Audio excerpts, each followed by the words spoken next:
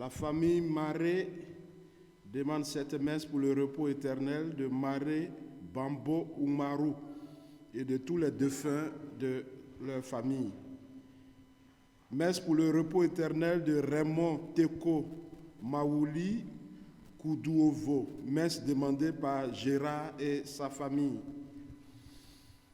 Au nom du Père et du Fils et du Saint-Esprit, la grâce de Jésus notre Seigneur, l'amour de Dieu le Père et la communion de l'Esprit Saint soient toujours avec vous. Frères et sœurs, nous nous approchons de la Semaine Sainte qui va nous conduire à la célébration de la joie pascale. Mais avant, le Christ, notre Seigneur et notre Dieu, par amour pour nous, va être crucifié. Par amour pour nous, il va faire don de sa vie afin que nous puissions être sauvés. Au début de cette Eucharistie, reconnaissons nos pécheurs et demandons pardon pour nos péchés.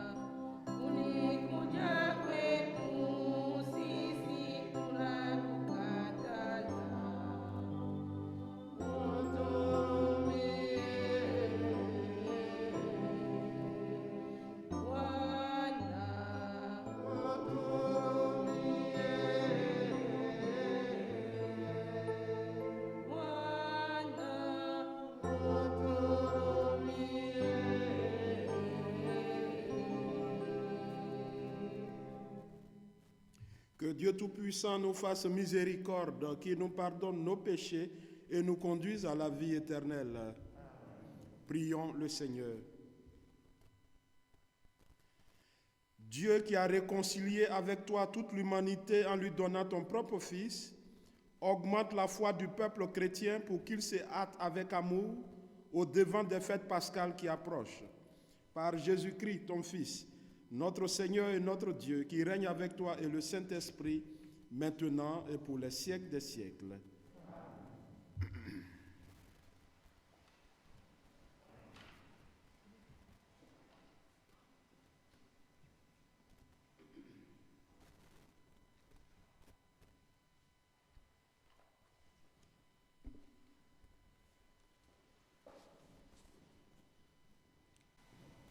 Lecture du livre des Chroniques, au chapitre 36, 14 à 16, 19 à 23.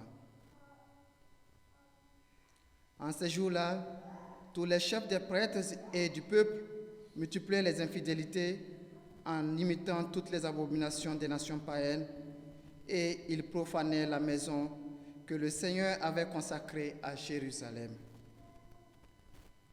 Le Seigneur, le Dieu de leur père, sans attendre et sans se lasser, leur envoyait des messagers, car il avait pitié de son peuple et de sa demeure.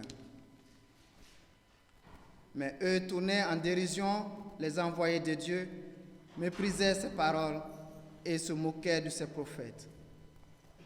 Finalement, il n'y eut plus de remède à la fureur grandissante du Seigneur contre son peuple. Les Babyloniens brûlèrent la maison de Dieu, détruisirent le rempart de Jérusalem, incendièrent tous ses palais et réduisirent à rien tous les objets précieux. Nabuchodonosor déporta à Babylone ceux qui avaient échappé au massacre. Ils devinrent les esclaves du roi et de ses fils jusqu'au temps de la domination des Perses. Ainsi s'accomplit la parole du Seigneur proclamée par Jérémie. La terre sera dévastée et elle se reposera durant 70 ans jusqu'à ce qu'elle ait compensé par ce repos tous les sabbats profanés. Or, la première année du règne de Cyrus, roi des Perses, pour que soit accomplie la parole du Seigneur proclamée par Jérémie, le Seigneur inspira Cyrus, roi des Perses. Et celui-ci fut publié dans tout son royaume et même consigné par écrit. Ainsi parle Cyrus, le roi des Perses. Le Seigneur, le Dieu du ciel, m'a donné tous les royaumes de la terre, et il m'a chargé de lui bâtir une maison à Jérusalem, en Juda. Quiconque parmi vous fait partie de son peuple, que le Seigneur son Dieu soit avec lui, et qu'il monte à Jérusalem. Parole du Seigneur.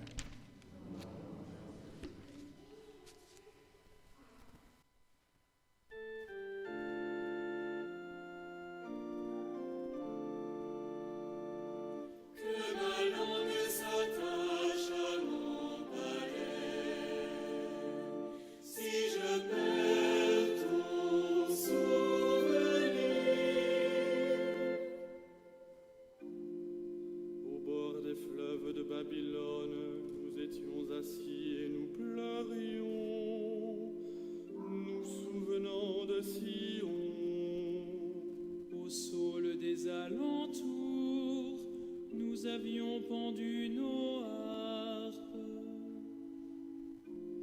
C'est là que nos vainqueurs nous demandèrent des chansons et nos bourreaux des airs joyeux. Chantez-nous, disait-il, quelques chants de Sion. Que ma langue s'attache à mon palais.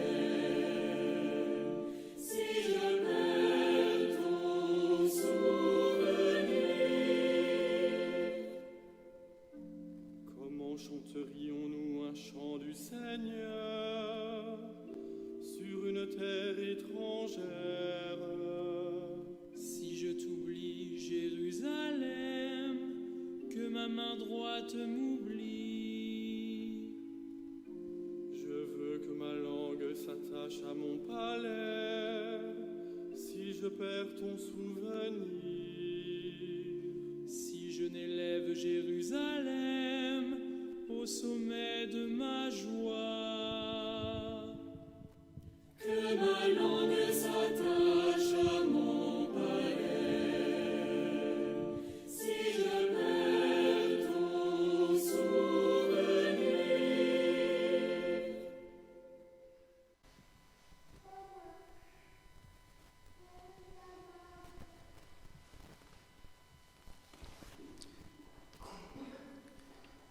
Lecture de la lettre de Saint Paul, apôtre aux Éphésiens. Frères, Dieu est riche en miséricorde, à cause du grand amour dont il nous a aimés, nous qui étions des morts par la suite de nos fautes, il nous a donné la vie avec le Christ. C'est bien par grâce que vous êtes sauvés. Avec lui, il nous a ressuscités et il nous a fait siéger aux cieux dans le Christ Jésus. Il a voulu ainsi montrer, au long des âges futurs, la richesse surabondante de sa grâce par sa bonté pour nous dans le Christ Jésus. C'est bien par la grâce que vous êtes sauvés et par le moyen de la foi. Cela ne vient pas de vous, c'est le don de Dieu. Cela ne vient pas des actes. Personne ne peut en tirer orgueil. C'est Dieu qui nous a fait. Il nous a créés dans le Christ Jésus en vue de la réalisation d'œuvres bonnes qu'il a préparées d'avance pour que nous les pratiquions. Parole du Seigneur.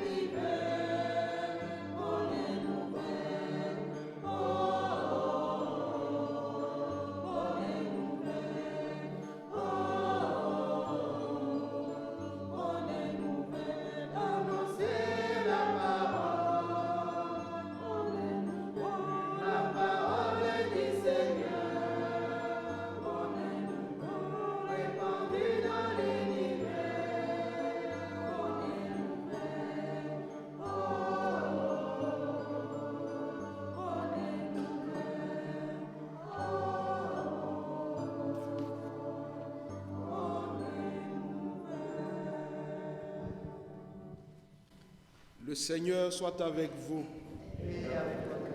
Bonne nouvelle de Jésus-Christ selon saint Jean. En ce temps-là, Jésus disait à Nicodème, de même que le serpent de bronze fut élevé par Moïse dans le désert, ainsi faut-il que le Fils de l'homme soit élevé, afin qu'en lui tout homme qui croit ait la vie éternelle. Car Dieu a tellement aimé le monde qu'il a donné son Fils unique, afin que quiconque croit en lui ne se perde pas, mais obtienne la vie éternelle. Car Dieu a envoyé son Fils dans le monde, non pas pour juger le monde, mais pour que par lui le monde soit sauvé. Celui qui croit en lui échappe au jugement, celui qui ne croit pas est déjà jugé du fait qu'il n'a pas cru au nom du Fils unique de Dieu. Et le jugement, le voici. La lumière est venue dans le monde, et les hommes ont préféré les ténèbres à la lumière, parce que leurs œuvres étaient mauvaises. Celui qui fait le mal déteste la lumière. Il ne vient pas à la lumière, de peur que ses œuvres ne soient dénoncées. Mais celui qui fait la vérité vient à la lumière, pour qu'il soit... Mais celui qui fait la vérité vient à la lumière pour que ses œuvres soient manifestées et accomplies en union avec Dieu. Acclamons la parole de Dieu.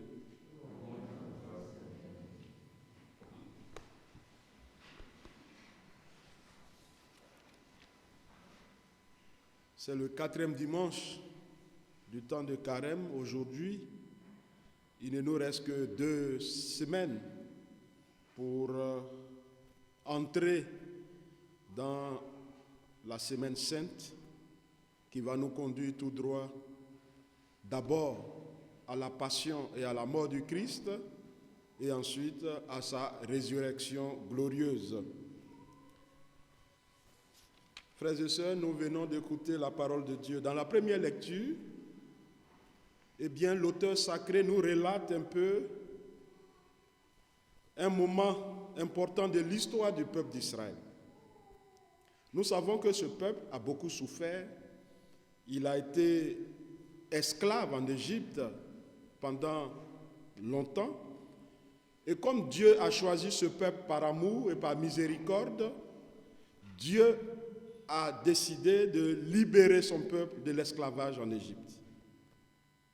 Dieu fait sortir Israël de l'Égypte et il installe Israël sur la terre promise. Une terre préparée, choisie d'avance par Dieu lui-même dans sa miséricorde pour le bien-être de son peuple. Israël est installé donc sur cette terre promise. Israël mène sa vie. Mais malheureusement, Israël a commencé à regarder les nations païennes qui l'entouraient et Israël s'est détourné de Dieu. Or, quand Dieu a libéré son peuple, il a signé une alliance avec ce peuple-là. Désormais, je suis le Seigneur ton Dieu. Je te demande de mettre en pratique ma parole, mes préceptes, mes commandements, et en retour, moi je veille sur toi, je te protège. Israël est un peuple à la nuque dure, un peuple têtu, à le cœur fermé. Israël n'a pas voulu écouter Dieu. Il s'est détourné de Dieu. Ce peuple a commencé à multiplier péché sur péché, abomination sur abomination, à l'image des nations païennes qui l'entouraient. Dieu est amour et miséricorde. Il ne s'est pas découragé, il envoie des prophètes pour avertir Israël, pour parler à Israël. Détourne-toi de tes péchés. Reviens à moi, car je suis le Seigneur ton Dieu et tu es mon peuple. Israël s'est moqué des prophètes, certains qui ont eu la chance et d'autres malheureusement ont été mis à mort. Et donc dans cet épisode de la première lecture que nous venons d'entendre, Dieu, dans sa colère, décide d'abandonner son peuple. Il décide de le laisser tranquille pour voir comment il peut s'en sortir. Mais malheureusement pour Israël, sans Dieu, c'est un peuple quelconque. Sans Dieu, c'est un peuple qui a des limites. Et voilà que des nations païennes vont venir envahir Israël. Ils vont faire la guerre à Israël. Ils vont tout détruire. Les vies humaines, les biens matériels, les maisons. Et malheureusement, le temple de Jérusalem qui faisait la fierté du peuple d'Israël va être détruit, profané. Et les objets de valeur qui servaient au culte vont être déportés à Babylone par le roi Nabuchodonosor. C'est la guerre, la dévastation. Tout est gâté. Les survivants, ceux qui ont eu la chance de survivre, ont été pris de force et envoyés à Babylone sur une terre étrangère.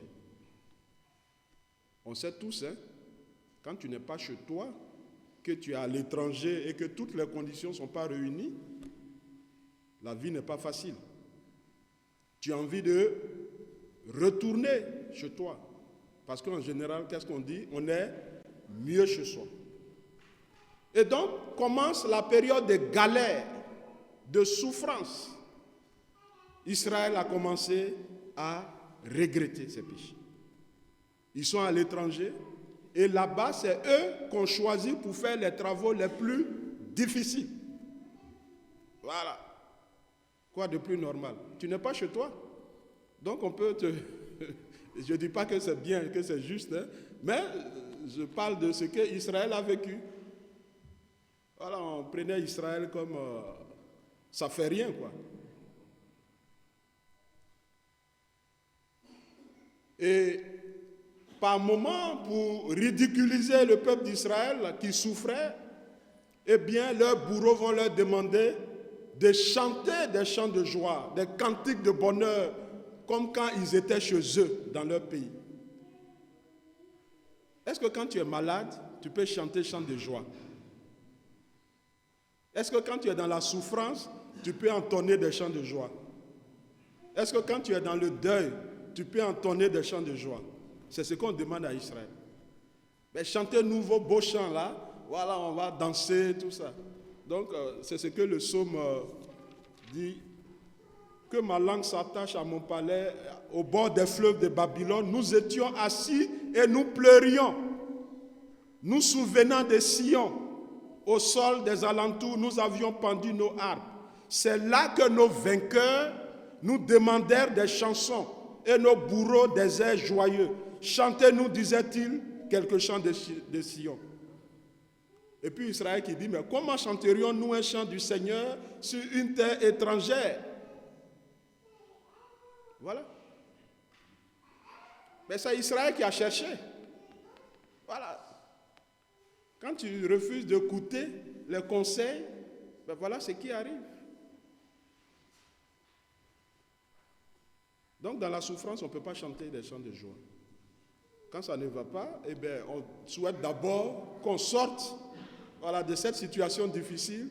Cela me rappelle un peu, une petite digression. Quand nous étions au grand séminaire, on avait un de nos professeurs qui nous enseignait le cours sur ce qu'on appelle les fins dernières, c'est-à-dire la vie éternelle. Donc il nous enseignait le cours. Et puis un jour, malheureusement, il est tombé malade. Il était donc dans sa chambre. Et puis il y a un séminariste qui va le voir et dit, mon père, excusez-moi, par rapport au cours que vous avez donné là, il y a une partie que je n'ai pas bien compris. Est-ce que vous pouvez m'expliquer? Voilà, la vie après la mort, là, c'est comment? Quand on meurt, là, il dit, c'est pas le moment, c'est pas le moment. Il est malade, et puis tu lui dis, n'a qu'à te parler de la vie après la mort. Il dit, non, c'est pas le moment. Effectivement, c'était pas le moment. C'était pas le moment. Et Dieu est miséricordieux, plein d'amour. Dieu va revenir de sa colère. Il va se souvenir de nouveau de son peuple. Et qu'est-ce que Dieu fait?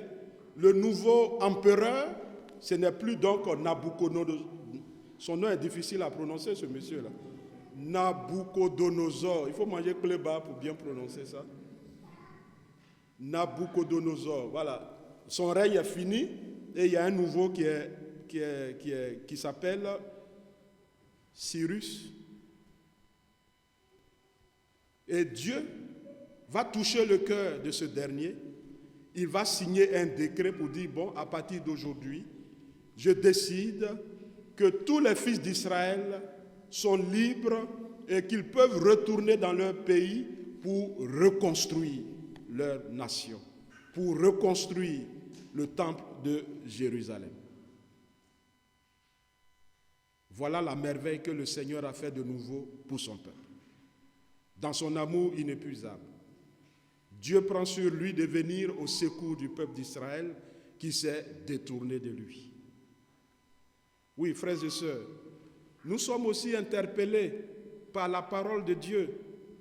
Nous sommes ses fils et ses filles, et Dieu nous aime. Mais ce n'est pas pour autant que nous devons demeurer souvent dans le mal. Ce n'est pas pour autant que nous devons fermer notre cœur à la parole de Dieu. Ce n'est pas pour autant que nous devons multiplier des actes qui ne sont pas conformes à la parole et à la volonté de Dieu. Regardez aujourd'hui ce qui se passe dans notre monde. Mais surtout dans nos différents pays en Afrique. Les dimanches, nos églises, nos temples, les vendredis, les mosquées sont pleines, remplies. Mais on massacre la vie du prochain. On vole les biens publics. On malmène son peuple. On humilie sa population. On met en prison matin, midi et soir qui on veut. Si ta tête ne me plaît pas, on envoie d'autres en exil. Et puis malheureusement, tous nos responsables là, qui font ça dans leur discours, ils parlent de Dieu. Ils parlent de Dieu. Il n'y a pas longtemps en Côte d'Ivoire, pendant la campagne, là, un enfant, on a coupé sa tête et puis ils ont pris sa tête pour jouer ballon. Regardez un peu où l'homme est arrivé. On n'est pas loin du peuple d'Israël. Mais la parole de Dieu nous interpelle tous les jours, chaque jour. Dieu nous parle par sa parole. Ne fermez pas notre cœur, mais écoutons la voix du Seigneur. Dans l'Évangile, il est question de cette rencontre entre Jésus et Nicodème. Nicodème, c'est un grand sage juif qui voulait comprendre certaines choses sur le mystère du salut. Et donc, il va trouver Jésus un soir, la nuit, pour lui poser un certain nombre de questions. Et Jésus va se mettre à instruire ce sage-là. Nicodème écoute Jésus. Il est attentif à ce que le Christ lui dit. Et dans l'évangile de ce jour, il est question donc du serpent de bronze qui a été élevé par Moïse dans le désert. Et grâce à ce serpent de bronze, tous ceux qui en ce temps-là étaient mordus par des serpents, quand ils regardent donc ce serpent de bronze élevé par Moïse, ils retrouvaient la guérison. Et le Christ dit que maintenant, ce n'est plus ce serpent de bronze, mais c'est lui qui sera élevé sur la croix pour être le salut de toute l'humanité, pour être le salut de tous ceux et celles qui croient en lui. Il faut que le Fils de l'homme soit élevé, afin qu'en lui, tout homme qui croit ait la vie éternelle. Oui, frères et sœurs, la croix du Christ. La croix du Christ. Nous commençons, nous les catholiques, nos prières, que ce soit personnelles ou communautaires, par le signe de la croix. Quand nous voulons prier avant de manger, par exemple, ou avant de voyager, ou avant d'entreprendre quoi que ce soit, nous commençons toujours par le signe de la croix. Dans nos églises, il y a toujours la croix du Christ. Dans nos maisons, nous aménageons des endroits qui nous rappellent qu'ici, nous pouvons prier, donc nous mettons quelquefois la croix du Christ. Que signifie la croix du Christ? Je voudrais retenir ici 3 sens, 3 significations. Premièrement, la croix du Christ est le signe de l'amour de Dieu pour nous. Il n'y a pas de plus grand amour que de donner sa vie pour ceux qu'on aime. Dieu a tellement aimé le monde qu'il a donné son Fils unique. Dieu a tellement aimé le monde qu'il a donné son Fils unique. La croix est le signe de l'amour miséricordieux de Dieu envers chacun et chacune d'entre nous. Signe d'amour. Amour inépuisable de Dieu. Amour éternel de Dieu pour le genre humain. Pour chacun de nous.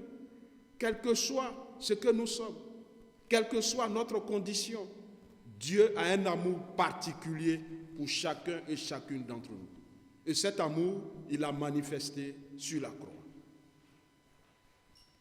Deuxième signification, la croix, c'est le signe du salut. Le sens de la croix aussi, c'est le salut. Par sa mort sur la croix, le Christ a vaincu la mort et il nous donne la vie éternelle. Par sa mort sur la croix, le Christ a vaincu la mort et tous ceux et celles qui croient en lui désormais ont la vie éternelle. Celui qui croit en moi, dit Jésus, même s'il meurt, vivra éternellement. Troisième sens de la croix, c'est le signe de la vie sans fin, la vie éternelle. Rappelons-nous le Christ, le vendredi saint, lorsqu'il a été crucifié, il y avait à sa gauche et à sa droite 2 bandits aussi. Mais il a dit à l'un, celui qui était, je ne sais plus, à droite ou à gauche, peu importe, aujourd'hui même, tu seras avec moi dans le paradis. La croix est le signe de la vie éternelle. Et Saint Jean, qui a écrit cette page de l'évangile que nous venons d'entendre, était effectivement au pied de la croix. Donc ce que Saint Jean nous relate ici, c'est ce que lui-même il a vécu en direct. Il a été un témoin authentique. Croix du Christ, signe d'amour pour nous. Croix du Christ, signe de la vie éternelle. Croix du Christ, signe du salut. Frères et sœurs, demandons encore à notre Seigneur Jésus-Christ de nous aider à nous convertir en profondeur, de nous aider à écouter sa parole, de nous aider à être ouverts à sa miséricorde infinie, de nous aider pendant ce temps de carême, le temps qui nous reste encore avant Pâques, de mettre en œuvre les différentes résolutions que chacune d'entre nous avons prises au début de ce carême. Amen.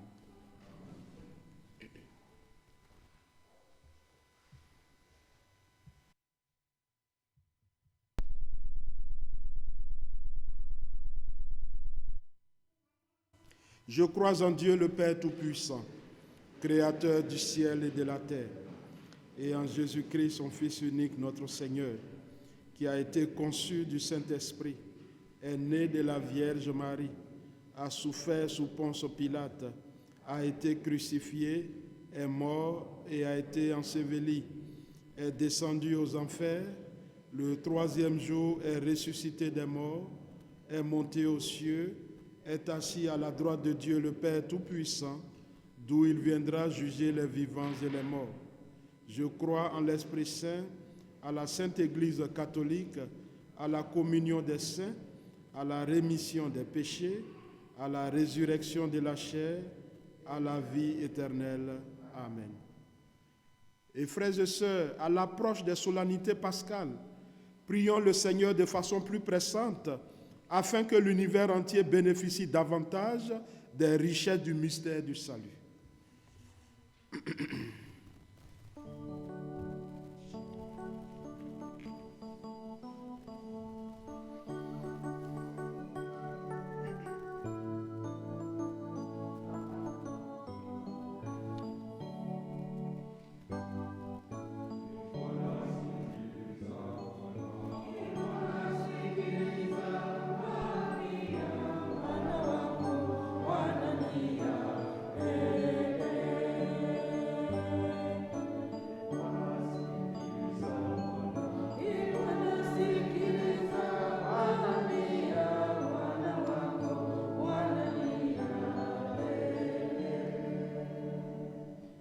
Le pape, les évêques, les prêtres et tous les chrétiens qui ont une responsabilité dans l'Église, que le Seigneur les fortifie dans leurs différentes missions. Seigneur, écoute-nous.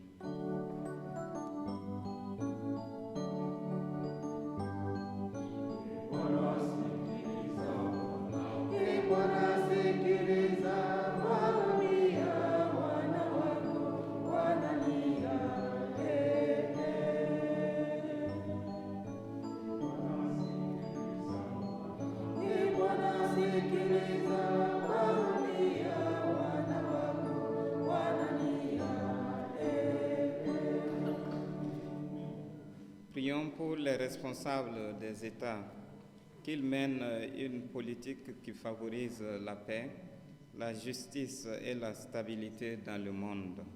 Seigneur, écoute-nous.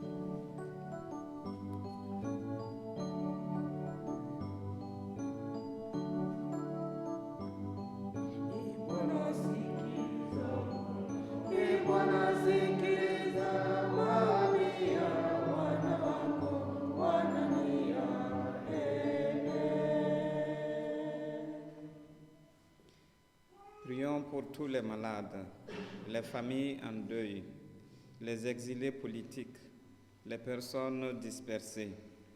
Que le Seigneur leur donne la santé, la consolation et la joie de vivre. Seigneur, écoute-nous.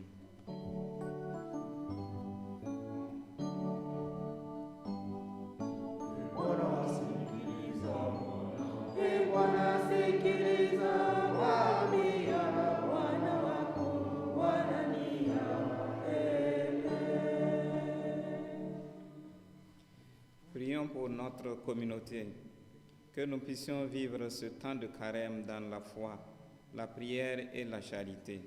Seigneur, écoute-nous.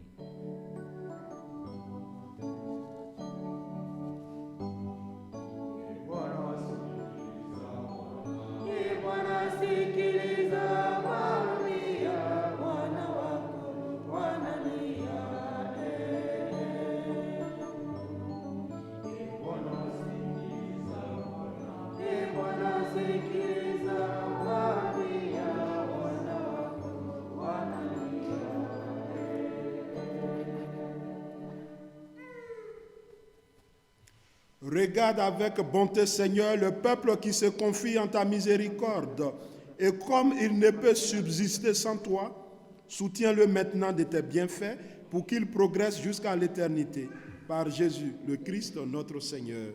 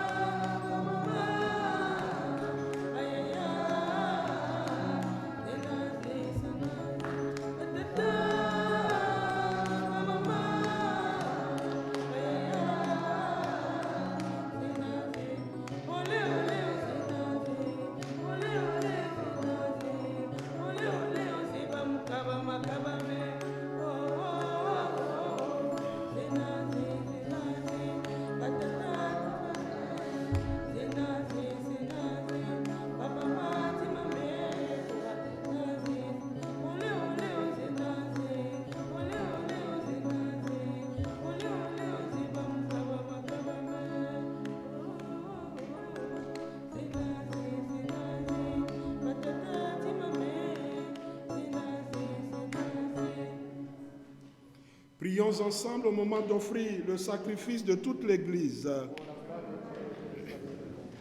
Seigneur, nous te présentons dans la joie le sacrifice qui sauve notre vie et nous te prions humblement. Accorde-nous de le célébrer avec respect et de savoir l'offrir pour le salut du monde. Par Jésus, le Christ, notre Seigneur. Le Seigneur soit avec vous. Élevons notre cœur. Rendons grâce au Seigneur notre Dieu.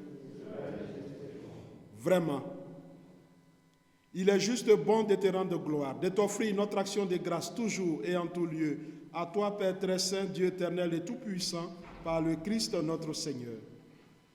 Car chaque année, tu accordes aux chrétiens de se préparer aux fêtes pascales dans la joie d'un cœur purifié, de sorte qu'en se donnant davantage à la prière, en témoignant plus d'amour pour le prochain, fidèles aux sacrements qui les ont fait renaître, ils soient comblés de la grâce que tu réserves à tes fils.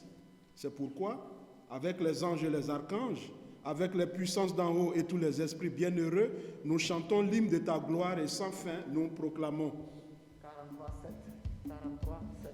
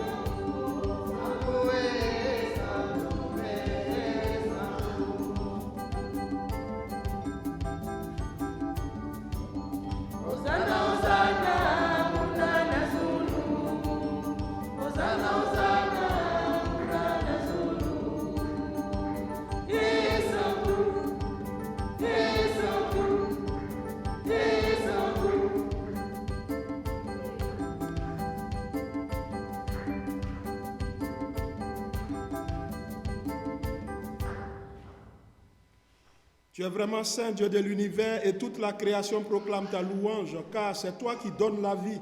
C'est toi qui sanctifies toutes choses par ton Fils Jésus-Christ, notre Seigneur, avec la puissance de l'Esprit Saint. Et tu ne cesses de rassembler ton peuple, afin qu'il te présente partout dans le monde une offrande pure.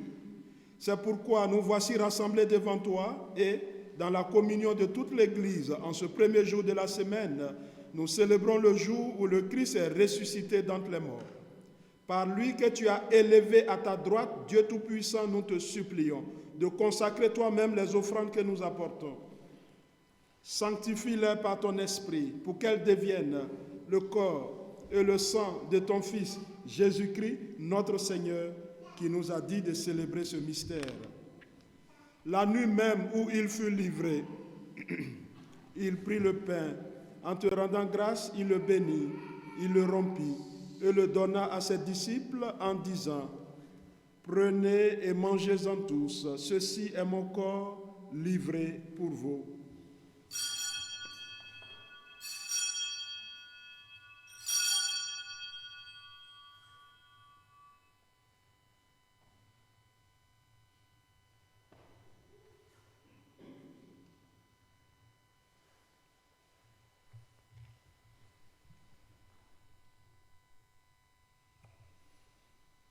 De même, à la fin du repas, il prit la coupe. En te rendant grâce, il la bénit et la donna à ses disciples en disant, « Prenez et buvez-en tous, car ceci est la coupe de mon sang, le sang de l'alliance nouvelle et éternelle, qui sera versé pour vous et pour la multitude en rémission des péchés.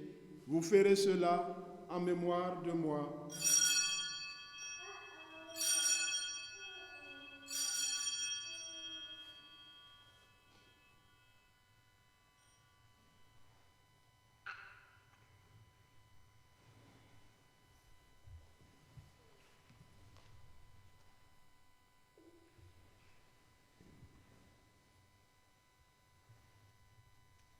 Il est grand le mystère de la foi.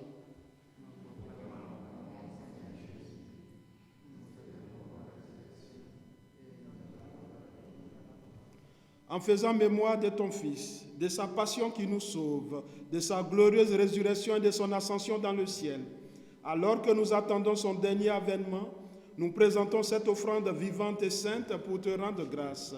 Regarde, Seigneur, le sacrifice de ton Église et daigne y reconnaître celui de ton Fils qui nous a rétablis dans ton alliance. Quand nous serons nourris de son corps et de son sang et remplis de l'Esprit Saint, accorde-nous d'être un seul corps et un seul esprit dans le Christ. Que l'Esprit Saint fasse de nous une éternelle offrande à ta gloire, pour que nous obtenions un jour les biens du monde à venir, auprès de la Vierge Marie, la bienheureuse Mère de Dieu, avec les apôtres, les martyrs et tous les saints qui ne cessent d'intercéder pour nous. Et maintenant, nous te supplions, Seigneur, par le sacrifice qui nous réconcilie avec toi, étends au monde entier le salut et la paix. Affermis la foi et la charité de ton Église au long de son chemin sur la terre. Veille sur ton serviteur, le pape François, notre archevêque Christophe, l'ensemble des évêques, les prêtres, les diacres et tout le peuple des rachetés. Écoute les prières de ta famille assemblée devant toi. Écoute les prières de chacun et de chacune d'entre nous. Écoute les prières de nos différentes familles. Et ramène à toi, Père très aimant, tous tes enfants dispersés. Pour nos frères et sœurs défunts, pour les hommes et les femmes qui ont quitté ce monde et dont tu connais la droiture, nous te prions. Nous te prions pour Maré Bambo Umaru et tous les membres défunts de la famille Maré. Nous te prions également pour Raymond Teko Mavouli Koudouovo. Nous te prions, Seigneur, pour tous les défunts de nos différentes familles.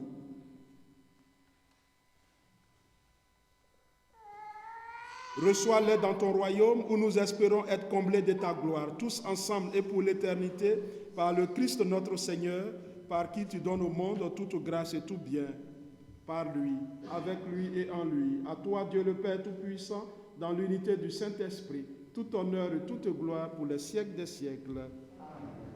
Comme nous l'avons appris du Sauveur, et selon son commandement, nous osons dire, Notre Père, Qui es aux cieux, que ton nom soit sanctifié, que ton règne vienne, que ta volonté soit faite sur la terre comme au ciel. donne-nous aujourd'hui notre pain de ce jour. Pardonne-nous nos offenses, comme nous pardonnons aussi à ceux qui nous ont offensés.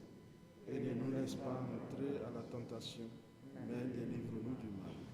Délivre-nous de tout mal, Seigneur, et donne la paix à notre temps.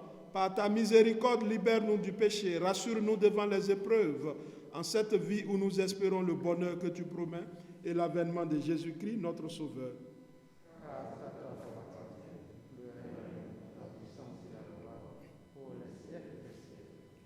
Seigneur Jésus-Christ, tu as dit à tes apôtres, je vous laisse la paix, je vous donne ma paix.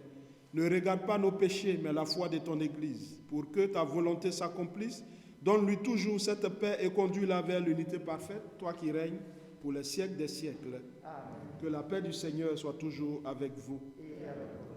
Frères et sœurs, dans la charité du Christ, donnez-vous la paix.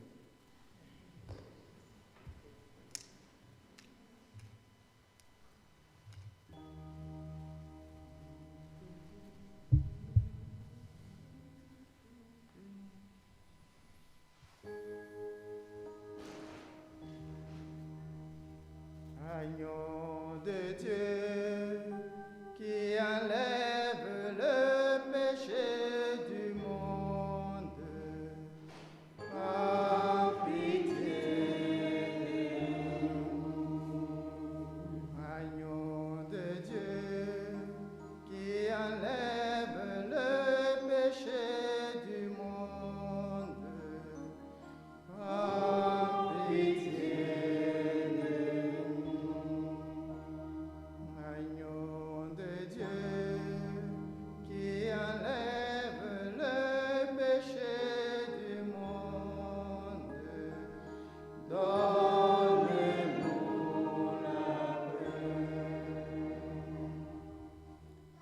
Heureux les invités au repas du Seigneur. Voici l'agneau de Dieu qui enlève le péché du monde.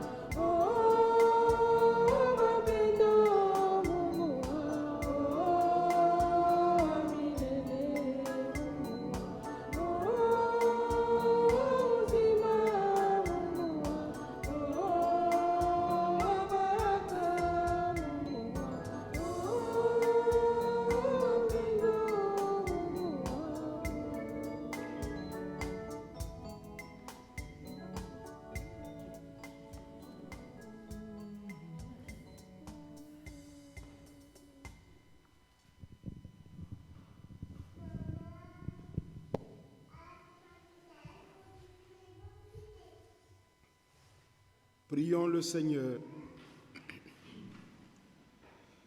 Dieu qui éclaire tout homme venant dans ce monde, illumine nos cœurs par la clarté de ta grâce, afin que toutes nos pensées soient dignes de toi et notre amour de plus en plus sincère. Par Jésus le Christ, notre Seigneur.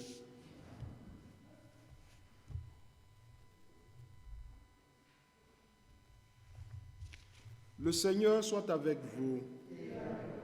Que Dieu Tout-Puissant vous bénisse, le Père, le Fils et le Saint-Esprit. Allez dans la paix du Christ. Bon dimanche à tous.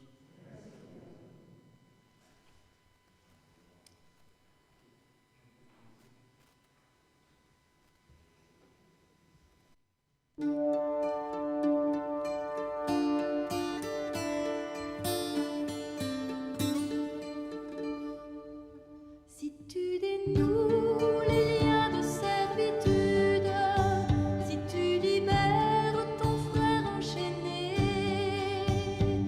la nuit de ton chemin sera lumière de midi.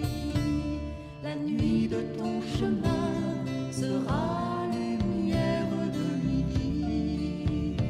Alors de tes mains pourra naître une source, la source qui fait vivre la terre de demain, la source qui fait vivre la terre de Dieu.